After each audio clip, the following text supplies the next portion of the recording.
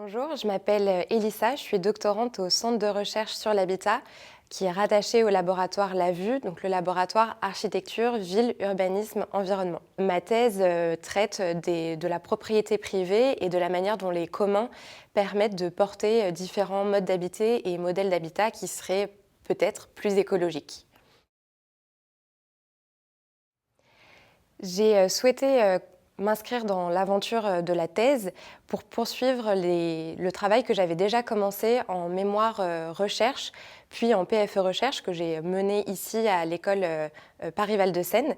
Et donc je voulais explorer la façon dont la propriété privée produit des typomorphologies à l'échelle du territoire et si c'est le cas, la façon dont les communs permettent de venir questionner ce modèle de propriété et de porter et de produire des modes d'habiter de l'échelle du bâtiment à l'échelle du territoire qui soient plus écologiques.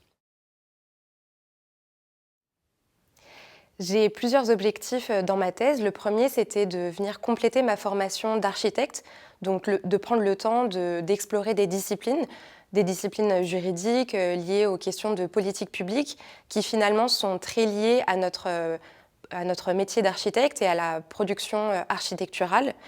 Un autre objectif, c'était de venir compléter ce qui se fait aujourd'hui sur la prise en compte des sols, non pas comme une surface en 2D et un simple foncier, mais un véritable milieu en 3D dans lequel il y a du vivant, dont on dépend d'ailleurs largement.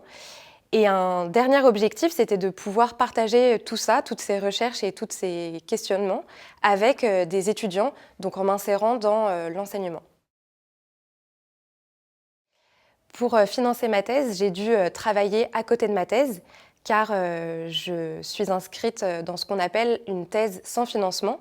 Donc je n'ai pas de financement qui est directement dédié à mon travail doctoral. Donc j'ai d'abord travaillé comme architecte urbaniste au pôle territoire et mobilité dans l'agence De Villers et Associés. J'ai également été ingénieure d'études puis ingénieure de recherche sur 2 projets de recherche qui étaient liés à l'habitat et à la production architecturale dans le sud de la France. J'ai pu bénéficier 2 années consécutives des bourses Palladio qui sont venues porter, grâce à cette contribution, ma thèse. Et l'enseignement et le chômage, c'est aussi 2 choses qui sont venues compléter le financement qui m'a permis de mener cette recherche. Après la thèse, j'aimerais m'insérer dans des structures publiques ou semi-publiques qui luttent pour la prise en compte de la qualité ou de la santé des sols dans les projets d'aménagement ou dans les projets immobiliers et qui cherchent aussi à outiller les territoires sur les stratégies foncières, notamment les stratégies foncières liées à l'habitat et à l'habitat social. Et d'un autre côté, j'aimerais m'insérer de façon plus durable dans l'enseignement pour pouvoir travailler toutes ces questions avec les étudiants et venir les approfondir. Un futur doctorant ou une future doctorante, je lui conseillerais de vraiment bien prendre le temps de préparer son projet en amont. La thèse, c'est un moment qui va être vraiment long et très intense, donc il faut prendre le temps de préparer tout ça. Donc prendre le temps d'écrire son projet, d'aller voir les différents laboratoires, les différents directeurs ou directrices de thèse qui pourraient accompagner et encadrer ce projet.